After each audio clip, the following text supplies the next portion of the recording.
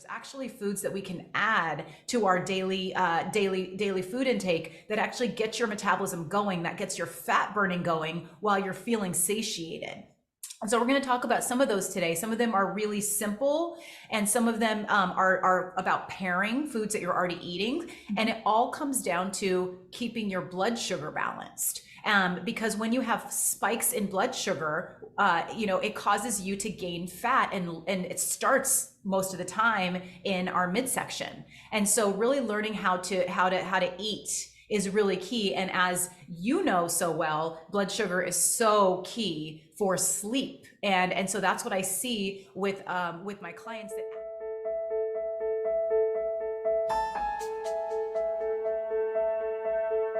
Hey everyone, welcome to this week's episode of the Sleep Like a Boss podcast. I'm Annika, Carroll, your host, and you're up for a treat today because I have Nagina Abdullah with me. Welcome to the show. Oh, thank you so much, Annika. I'm so happy to be here. And we're going to dive into a topic that I see so many of my clients struggle with, and you're an expert in this. And this is, how do we get off sugar?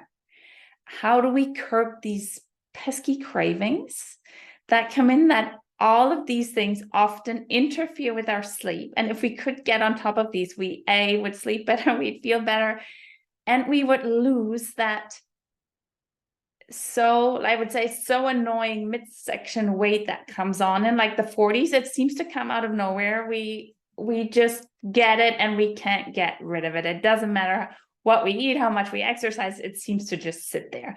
And you are a weight loss coach for women in midlife. That's what you do. And you actually help women with boosting their metabolism to help get rid of this belly fat and just to help feel better. And you've helped over 1,500 people already. And what I find so fascinating is your background, because you have a degree in molecular and cell biology from UC Berkeley. So you understand the human body, you understand nutrition, you understand everything and how that affects us on our weight loss journey. So I'm so excited to have you.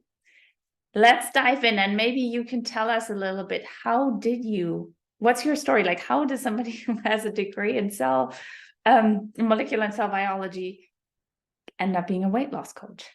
Yes, absolutely. Absolutely. Well, yes, let me tell you the story. And it actually links up, makes a lot of sense, but it sounds like it, doesn't necessarily like go hand in hand right away, but it will. And so, what happened for me is that, like, first of all, personally, I had always struggled with my weight and with my sugar cravings for my entire life. And I kind of resorted myself to be somebody that was born with sugar cravings. I used to describe myself like that. Like, I'm just somebody that has sugar cravings, and that's who I am. And so I didn't think that could really change. I thought that I had to deal with it and like use willpower to overcome it.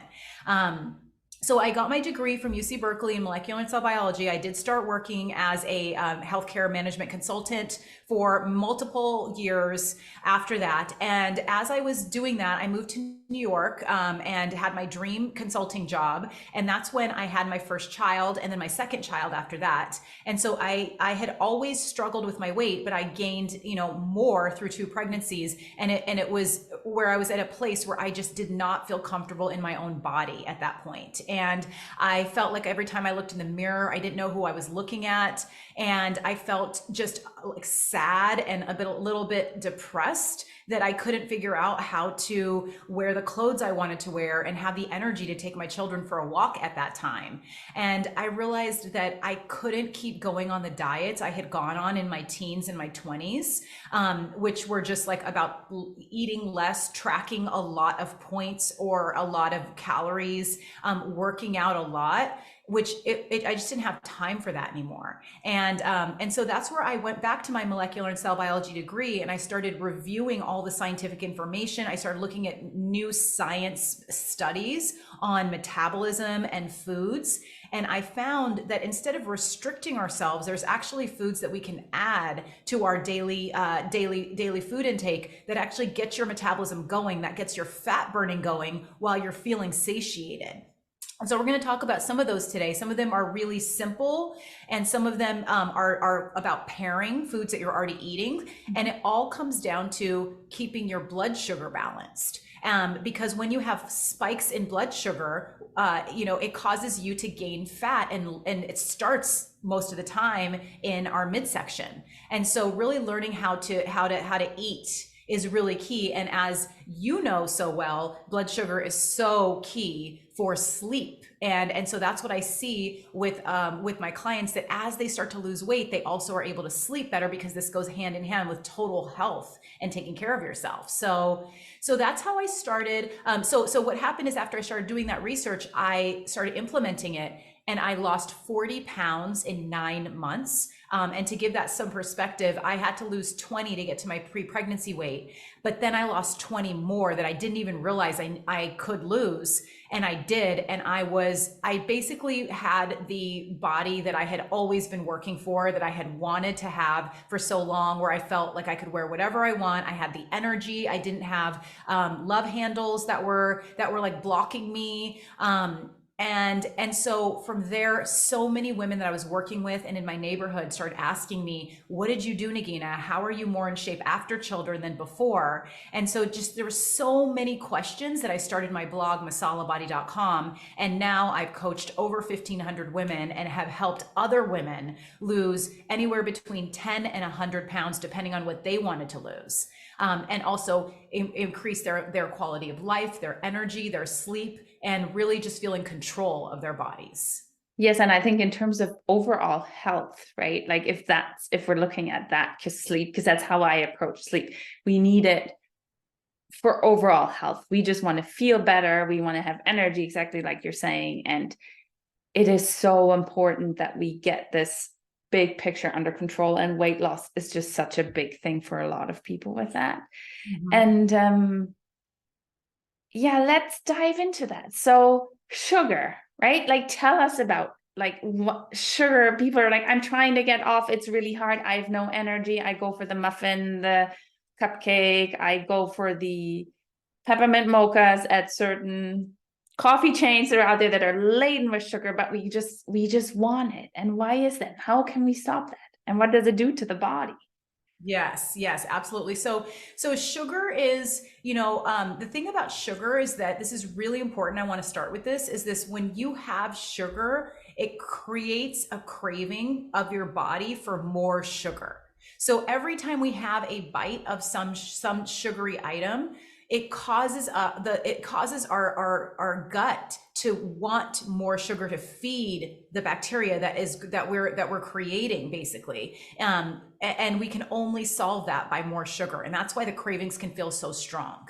So one way of having some relief from that is that when you do start to get off sugar, and when you do start to learn about the foods that don't quickly break down to sugar, you're going to find it actually being so easy, and that it is so freeing and empowering that you can not have sugar cravings. Like, you're not fighting sugar when you do it this way. You're actually no longer having the cravings, but you're choosing to have those foods that you enjoy, which I still enjoy. Chocolate, of course, croissants, muffins, brownies. I love those foods, but I choose them and I'm not craving them. I'm not out of control around them. So it's really a sense of freedom that comes from that. And the other point that's really key that I also want to lead with is the fact that sugar is not only in sweets. A lot of sugar is in non-sweet foods that we're eating throughout the day that we're thinking are healthy, that actually weight loss magazines or blogs or just general health advice is telling us is healthy, but they're actually breaking down to sugar quickly because they're not complex and fibrous enough. So you eat it, it's not sweet, but it quickly breaks down to sugar. And what happens when you have sugar in your bloodstream is that your blood sugar goes up, and then you have a hormone insulin, which is released, and that pulls the sugar out of your blood into your cells, because your blood sugar can only be a certain amount. And then all of a sudden you went from feeling a high to feeling a real quick crash. That's what sugar crashes actually truly happen. And while you're having that crash, what's happening is that sugar is being stored in your fat cells, and it's converted to fat. So And one more thing that's doubling up on this effect is that, first of all, you're having this fat storage effect when you eat sugar, but also because that sugar was pulled out of your bloodstream, you're now hungrier. And so now you want more calories. So you're eating double, triple the calories because you're hungry. And also when you had some sugar, it makes you want to have more sugar. So this is all just being educated about what's going on. It can really help you. And it's really about, knowing where sugar is hiding, knowing those foods that sugar is hiding in, and not only thinking that it's in dessert or in sweets or in actual sugar. So that's really, just kind of like an introduction to sugar, to the effects of sugar, to the effects on our metabolism. And so the thing about sugar is that it's really hard, and actually I believe an incorrect way to get off of sugar to just say, I'm not going to have sugar anymore, which sounds like it's logical. Okay, I'm just not going to have sugar anymore. But what happens, if anyone, I'm sure many people who are listening have gone through this before, where we've dieted and we've tried to take out sugary items. What happens when you diet and take out sugary items? All you can think about are sugary items. It's like you're consumed with thinking about that. And, I have so many stories of one example of when I was when I was trying to diet in college, and I was in actually a molecular cell biology course, and I was trying to take notes from the professor, and I couldn't even register what he was saying, because all I could do was think about having a venti mocha with extra chocolate in it, because I had taken that sugar out of my system. And then, yes, absolutely, after the class, it was like I was a zombie, and I just went to Starbucks and got that coffee. Yeah. So it's actually a myth that you should get off of, that you should quench your sugar cravings really from taking out sugar, because it doesn't work. It leaves you mentally feeling like you want it more, and it also leaves you really hungry. So those are some of kind of the effects of sugar, and the reasons it's so important to just be educated and to know the right ways to actually overcome sugar, which you can. You can get off of sugar. It's so possible. I did it, and thousands of women have also done it with the work that we're going to talk about today. And I think maybe you can speak to this a little. Yes, weight gain and preventing that because we're feeling maybe uncomfortable in our body might be one reason. But what are other reasons where you'd say, yeah, this is why in midlife we should start looking into this? Maybe also a little more from a health perspective, not just from a wellness perspective. Mm-hmm. And why does it get harder to lose that weight when we're coming into midlife, into our 40s, basically 50s? Oh my gosh. Such a great question, and something that, it's definitely feels like it can be harder in your 40s and beyond. And there's multiple reasons for this. And I think it's important for us to know this, because nobody really has told us this. All of a sudden, it's like you start seeing there's more belly fat on your midsection. You're having a harder time maybe losing the weight. You're doing the things that worked before and it doesn't work anymore. This is common. This is happening to millions of women as soon as they're in their 40s. This is science, and we just haven't heard about this because there's not as much research around this area yet. But there's a few things that are happening, and so let me start there, and then I'll talk about why it's more important for us to understand and to really just be in control of our sugar intake in midlife. And so that's that. Several things are changing. So I'm going to name a few, though there's a list of 15 or 20. And so some of the key ones are that usually in our 40s, most women go through what's called perimenopause, which is the time before menopause. And so your body is really getting ready to decrease estrogen completely. Once you go to menopause, your estrogen levels have significantly dropped. And that's because you're no longer in that phase of fertility. And so your estrogen is dropping. It's fluctuating, but it's dropping in that perimenopause state. And what happens when that is going on is that estrogen is one of the things that helps us distribute our fat on our hips. and in other areas of our bodies. So once estrogen is going down, what you're seeing the effect that it's not distributing your fat as well, it's just collecting on your belly. And so it may have been that you had the same amount of fat, but it was in different places. But you also, because of some other things, may be gaining more fat. But a lot of times you'll notice that it's going around your belly, and that's because of the reduction in estrogen. And so that's one thing that's happening. Now, another thing that's happening is that sometimes our hunger hormones may be increasing in this perimenopause phase, where you feel hungrier. So it's like this perfect storm is brewing. You're hungrier, and you definitely usually don't want the belly fat for many women that are interested in being healthy. But yet you're feeling that desire to eat more. And then finally, the other area that is really key for what's happening starting in your 40s is that your muscle mass is greatly decreasing, anywhere from 1% to 3%. In fact, it starts before your 40s, but it really starts accelerating in your 40s. And the reason this is so integral to what's happening to your body is because muscle actually, it keeps your metabolism high because it burns more calories, and it also has insulin receptors on it, so that whenever you do eat sugar or anything that breaks down to sugar, it helps to quickly be able to metabolize it more. And so you're able to kind of like, you're able to balance your sugar intake a little bit more, like you're able to process it better. So now when your muscle mass is decreasing, you are not able to process sugar as quickly. And so that's where it's going to also start to gain more, you're going to start to feel that belly fat effect even more due to that.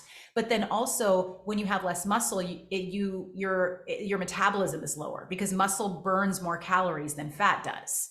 So all of these things are happening, and you're going to start to see this increase in belly fat and also in fat in general in different areas, until you just learn how to eat. And then actually you'll see that you can get back to the body that you had before, or even better. And so, so that part is kind of what's going on.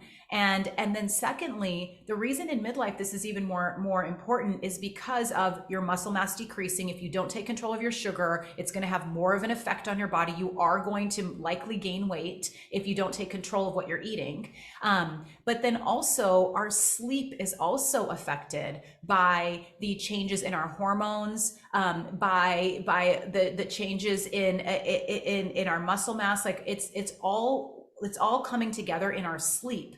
And a lot of times, if you're eating the same way you might have been eating like 10 or 15 or 20 years ago, those blood sugar spikes, you could have managed it during your sleep because you had more muscle. Your hormones were different, so you were able to sleep through the night. Now that sugar is that blood sugar high is creating helping you stay awake or wake up more often at night, or not get to sleep. And so blood sugar is so key. And we're going to actually be talking about one of the number one things to add like soon before you go to sleep to your dinner that will really, really make a difference in helping you sleep better. And it's a natural ingredient. So it's really just more important than ever to know what you're doing, because of, there's fat gain, there's lack of sleep, there's just overall not feeling the energy, all due to these changes that are absolutely happening to women in midlife. Absolutely. And that really overall slows our metabolism, right? And it is, to a degree, I guess to a degree it is what we eat, but to a degree it is biology. But the great thing is that there is a way to work with that biology and with nature and with foods, and help you by adding the correct foods or combining certain foods, like you were saying, to really help the metabolism get a bit quicker and start burning that fat. And with that, sleeping better too, because like you were saying, right, it is about blood sugar stability. So maybe talk a little bit about that. How do we get rid of sugar cravings? How do we boost our metabolism? What can we do? Okay. So, and I'm so excited to talk about this because this is, like I said, it's not about taking out sugar, because if you only do that, if you only say like, I'm just not going to eat anything sugar, it really won't work, because you're going to be craving it and you're going to be thinking about it because you haven't replaced it with anything. So what I want for those of you to do that are interested in getting off of sugar permanently is you want to swap your sugar for something else. And one of the key things to do is to add foods that are going to keep you more full and more satiated. And they will eventually, as you get this right, they're going to help you get rid of your sugar cravings. And so a lot of times when our body is craving sugar, it feels like it's craving sugar, but it's actually craving something else that you haven't given your body, and that's protein. So it seems like, and it feels like you're craving sugar, but that's because you skipped giving yourself protein. And so your body is crying out for something quickly to elevate your blood sugar. But that's because you waited too long. You skipped your breakfast. You just didn't pack a lunch, or didn't have a lunch that was because you were busy, or you just didn't have time to think about your own dinner with protein because maybe your family, or maybe you were busy doing something else. There's all these lifestyle aspects that come into the choices we make. And so because of whatever reason that you have, that is likely a very good reason, you just didn't give yourself that protein that maybe you didn't even realize how effective and important it is. So I like to share the mantra that I call protein more. And protein more is where you focus on having protein in each of your meals. And what happens is when you have protein, it increases your metabolism, it digests more slowly, so you feel full for longer, and you actually don't want anything else because you're full. Like if you allow yourself to be satiated, you don't really need any other food. You'll find this. But if you allow yourself to be hungry, then that hunger is going to come out in cravings of like, I need something now to boost my blood sugar. But when you have protein, you eat it, it keeps your blood sugar very stable. You actually have clearer mental energy. You have more energy overall, and you're not going up and down in your energy swings. So protein more is really key, and that can come in the form of many things. Like it can be obviously meat, it can be fish, it can be, if you're vegetarian, Greek yogurt or cottage cheese, which are healthier than other dairies because they are pasteurized in a way where you don't have as much sugar and you have more protein.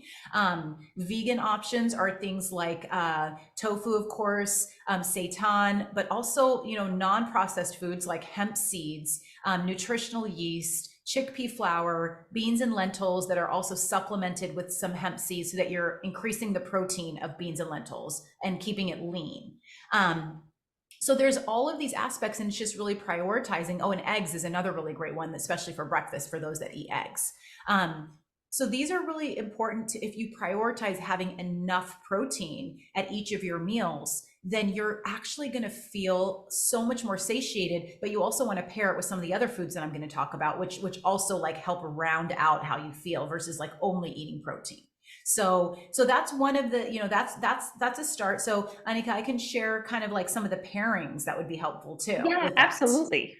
Absolutely, because Yes, I think that makes sense. So people get a bit of a feeling of like, what should my plate look like, right? Like, Yes, absolutely.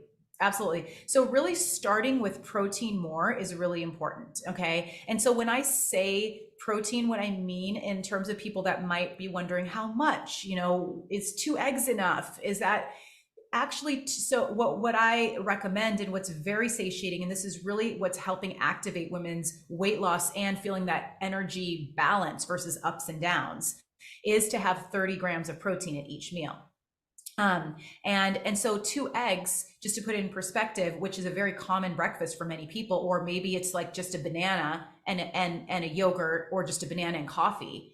2 eggs, each egg is 6 grams of protein. So two eggs is only going to give you 12 grams of protein. And you're going to still have sugar cravings, or you're going to have carb cravings. And the reasons you have carbs cravings is because those carbs break down to sugar and your body's wanting that. It needs a quick rush of energy. So what I suggest is to add on another protein aspect. So you can have 2 eggs, and then you could do like a half cup of liquid egg whites, which brings you to like 27 grams of protein. Or you could have a side of Greek yogurt, or a smaller piece of like salmon or chicken or some kind of meat, or cottage cheese. So you kind of can pull 2 things together so that you have your eggs, and then you also have something else, and then also have a side of veggies. So, or a side of fruit, because the fruit or the veggies is going to give you fiber. And that's going to keep you really, really full as well. So it's like we're tricking our body to be full with less calories also, because of the benefits and the rewards that I shared about how it's, the sugar's not being pulled out of your system. You're not going to crave more. You're going to end up eating less over the course of the day. So one of the key things to pair is to have a really significant, like 1 to 2 cups of either low sugar fruit or vegetables. And because of the fiber in each of these things, and we're still keeping your sugar low, and fruit does have sugar, and fruit is not how it was thousands of years ago. Like, fruit is injected with ingredients to make it taste sweeter, and so it's bigger, and so we crave it more. So that's why that saying that fruit is natural sugar, yeah, it's natural sugar, but it's also been increased in sugar from its natural state. And whether it's natural or it's artificial, it's still spiking your blood sugar. So you still want to be aware of that. So having the low sugar fruit is really key. So things like berries, tangerine. If you're going to have an apple, have half an apple, or a small apple, have half a pear. Have that, and then you always want to have it paired with a protein or paired with a healthy fat. So whenever you have anything that's sweet, including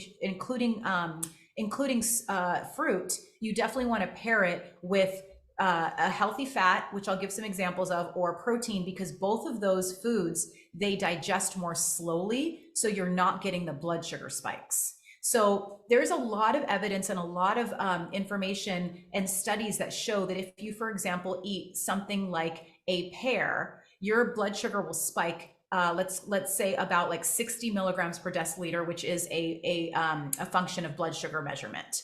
But if you have a tablespoon of peanut butter, which is a healthy fat, first, and then you let that in your body first so that it kind of like sets the stage, and then you have the pear, your blood sugar will spike half of what it did before. And so what that means, going back to what we talked about before, is that you're going to be storing less fat because your blood sugar didn't spike as much. And so at night before going to sleep, it's really key to make sure that you're pairing your foods. You're having a protein or you're having a healthy fat if you're going to have a sugar with it.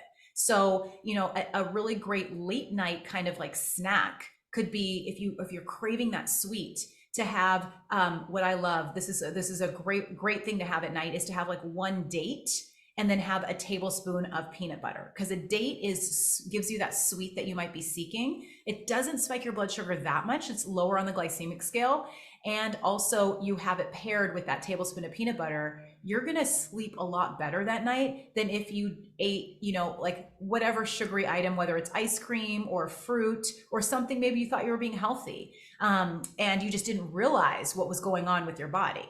So those are some examples of really pairing your protein with vegetable or a low sugar fruit, and then, or also whenever you're having any fruit or anything sugary, pairing it with a protein or a healthy fat as well. Those are all key.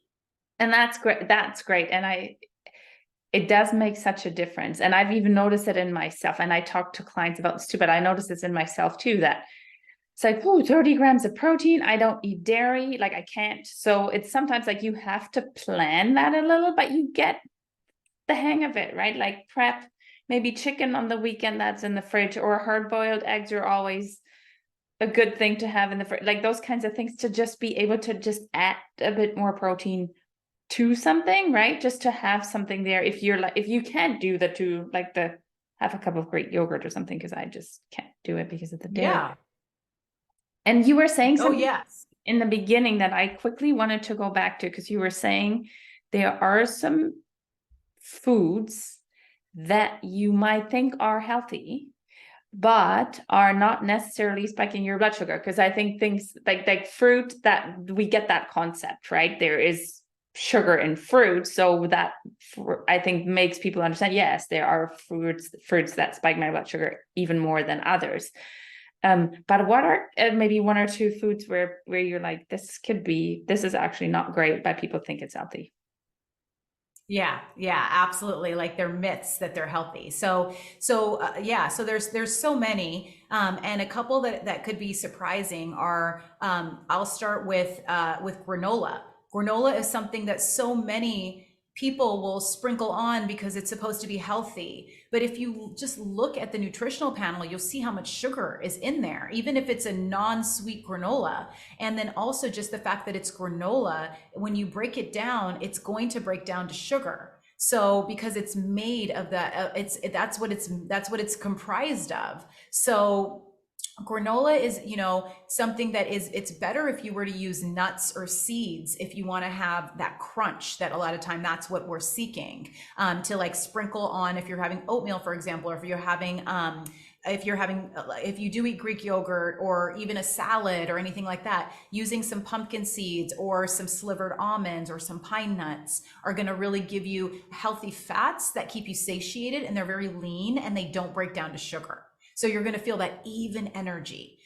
So that's one example. And then, so another example are actually things like, even oatmeal is actually one that is considered healthy. But if you are eating oatmeal and you're noticing that your belly fat's not going away, or maybe it could be coming more, it's because oatmeal, it's a complex carb, which is good, but it still is breaking down pretty quickly. I recommend what I call complex fibrous carbs, which are fiber filled carbs. So things like beans and lentils, or high fiber breads are really great examples of things that are healthier for you and that won't spike your blood sugar as much, especially, but you still need to pair it with something.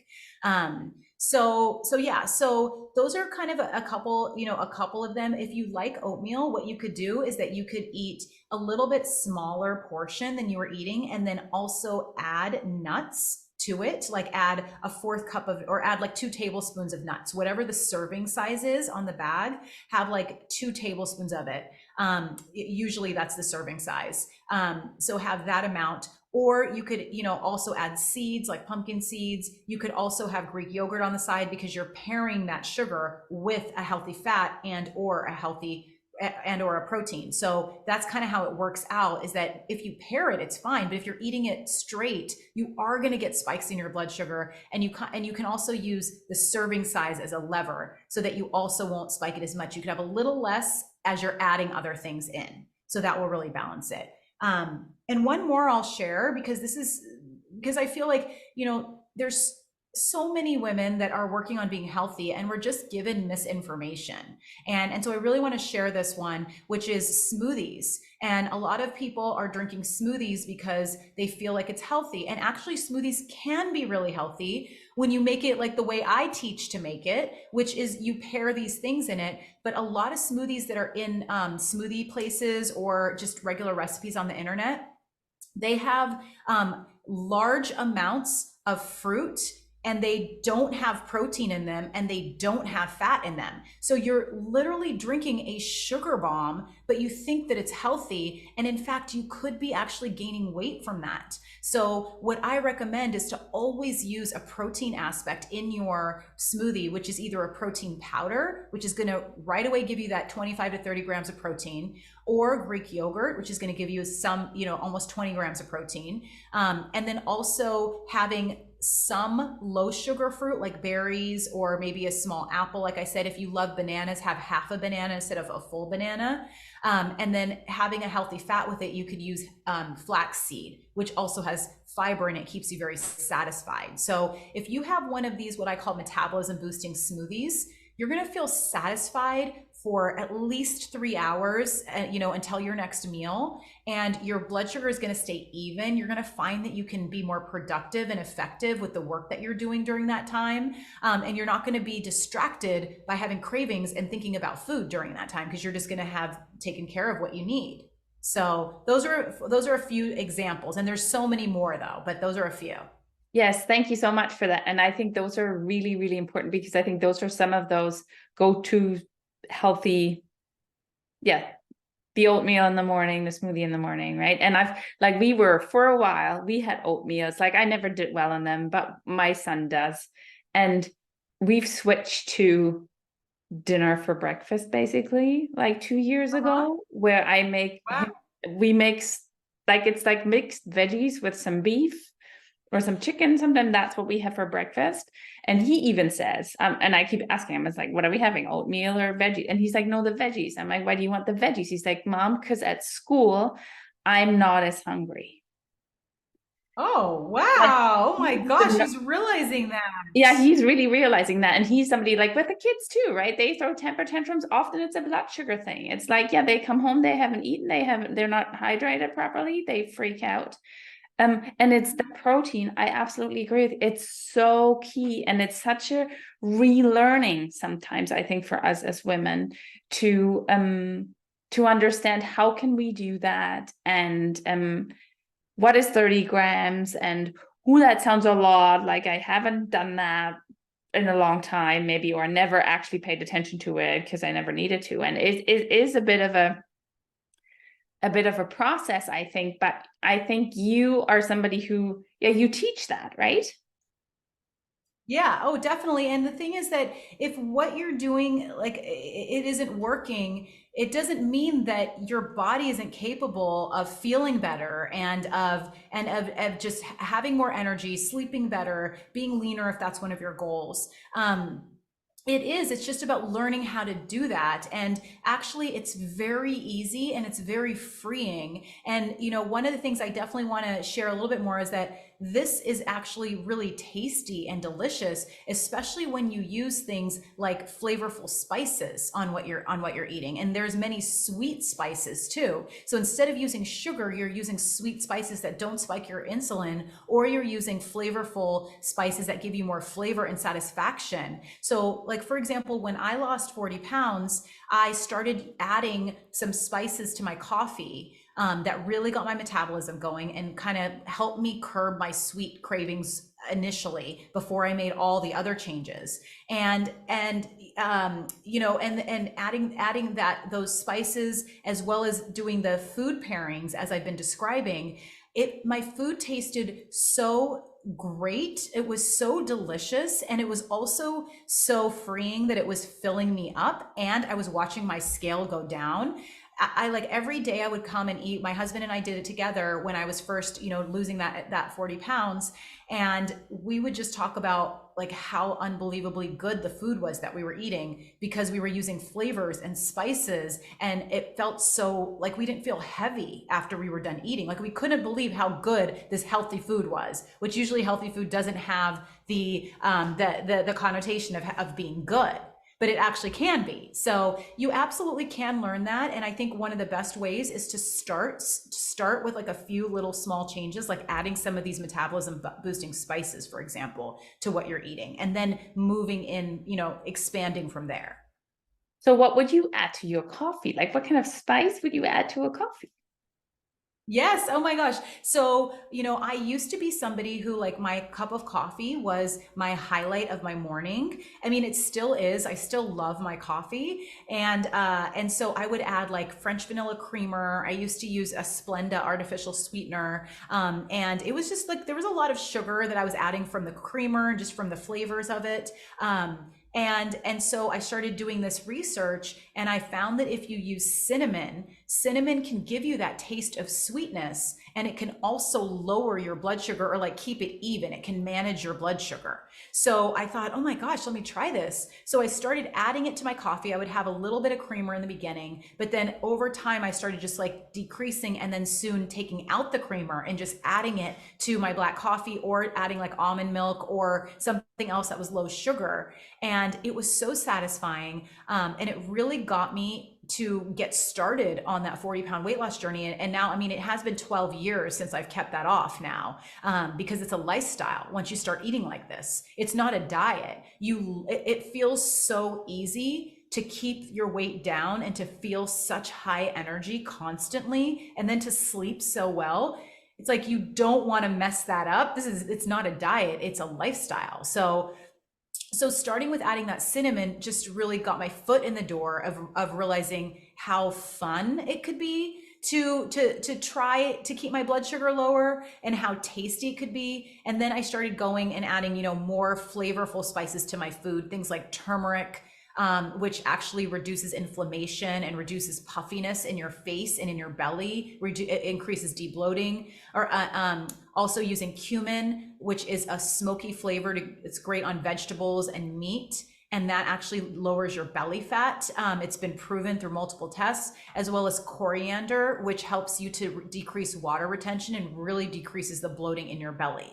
So I started using those on my food, as well as just other regular ones like cayenne pepper. It gets your metabolism going even more. It helps increase calorie burning. And I felt like I was at a gourmet restaurant. So it's absolutely something to just like start with the cinnamon, try to add the spices, and keep that, what I call the fat burning food framework in mind, which is always pairing your protein with veggies or low sugar fruit, and having a healthy, whenever you have any kind of sugar, having it with a healthy fat or a protein. This is great.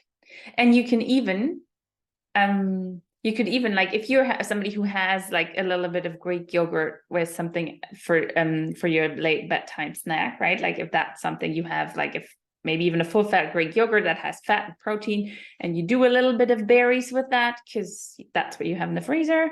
And then you can even do a little bit of cinnamon on top of that. Like that tastes great. Yes, that's a perfect late night snack. And it's also a really great substitute for ice cream, because you're getting that creaminess, that texture that you might be craving from ice cream, which is a common craving at night. And then you're adding the cinnamon for that sweetness and the berries for sweetness, but it's all being put together in a way that your blood sugar is still staying stable. So absolutely. And then, speaking about things that happen, you could do late at night. So I recently had a client who'd been sharing with me that she wasn't able to get good sleep. She kept waking up multiple times at night. And so, I shared with her one of the key parts of the fat burning food framework is that at dinner, you always want to have a protein, veggie, and a healthy fat. And she was skipping her healthy fat. And so a healthy fat is really key to keep you satiated. Like, we know what it feels like if you eat someone that eats nuts or peanut butter and you have 1 to 2 tablespoons of either of those, you feel this just nice evenness and like kind of like, just satisfaction that is hard to get from other foods. So she started adding, she added some nuts, and then one night she added coconut oil, which is a healthier oil and it helps you with weight loss. She added some of that at night, and she told me that it was the first night she'd gotten such good sleep in years. Yay. So yeah, so that was really great. So having that healthy fat versus having a carb at dinner, it's better if you can have a carb at lunch and then have a healthy fat at dinner with your protein and your veggie. And then if you're craving something, the snack that you mentioned is so great, Greek yogurt with berries and cinnamon, or having that date with peanut butter. You could also put cinnamon on that too. That'll also lower your blood sugar. Yeah, and it is quite fascinating. I had a client like 2 years ago, I think, and she was having trouble sleeping, and we looked at her diet, and there was obviously some blood sugar stuff going on. And that's what I was like, can you add cinnamon to your meals? And she was like, oh, I have that in the cupboard. Let me do that. And she did it for lunch that day. She's like, and she texted me, she's like, my brain fog is gone. That's amazing. Yes, you are seriously like dysregulated with your blood sugar. Like she's like, I can concentrate better. I'm like, yeah, it's like, it helps you, like you were describing, right? It helps you to really smooth things out. And it's not this roller coaster and you're constantly looking for, like, have this spike in energy and then have none and look for more food, right? It's phenomenal. It's such an easy and yummy spice, right? And almost everybody has it in the cupboard anyhow. Yes, absolutely. It's so true. It's so powerful. This is so fun. And what if people are like on the edge of their seat and they're like, I need to do this, but I'm kind of like, I don't want to do this by myself. Oh my gosh, absolutely. Well, I am so excited to share that I'm going to be having a free workshop where I'm going to be sharing step by step how to boost your metabolism, and starting with what spices to add, what you can eat for breakfast, lunch, dinner. We're also going to be talking about how to get off sugar, and we're going to look at lots of blood sugar balancing combinations that are effective for having a good energy all day, also getting great sleep, as well as improving your metabolism, burning more fat. So I'm having a 5-day metabolism boost. I'm so excited because it starts next week. And I have a free invitation for your listeners to join, and the link is right below. So it's a 5-day metabolism boost. I'm going to be live every day for 5 days. I am going to be sending out replays if you're not able to attend live, but it's really fun if you're able to attend live virtually.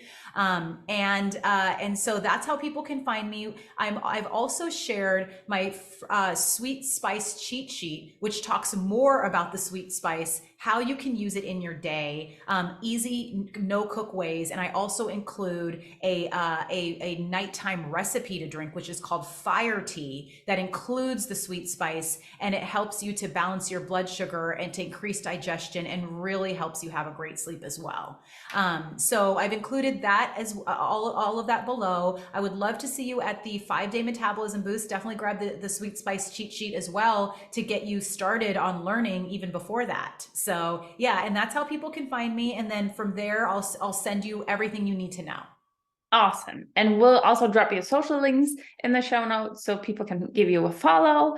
And thank you so much. It was such a fun conversation. And I think there is so much to gain in health and vitality with so little. And we have it all in our cupboards in the kitchen. We just need to make, I think, conscious choices and need to learn how to put things together, right?